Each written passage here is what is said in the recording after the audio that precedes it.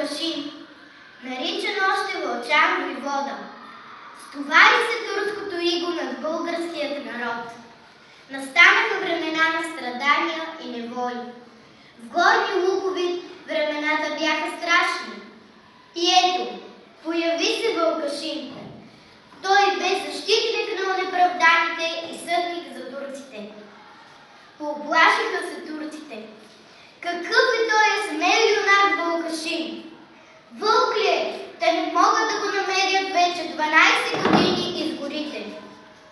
Нито него, нито дружината.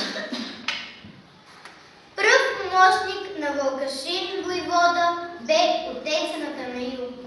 Свят човек.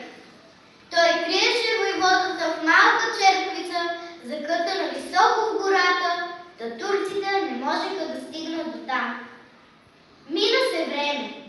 Успяха турците да заловят отеца на Танаил и го поведоха окован в заливи към затвора в Дярбекир. Едно овчарче, като видя това, отиде при Вълкашин войвода и му каза лошата новина. И тръгна Вълкашин войвода с 3 свои другари, за да освободи отеца на Танаил. А турците водеха отеца на Танаил и му се подиграваха, не знаех ли, че Вълкашин войвода вече им е преградил пътя. Ето на, пропука пушка и едното турско заптие падна на земята. Завърза се схватка. Турците успяха да улучат отеца на Танаил в левия крак.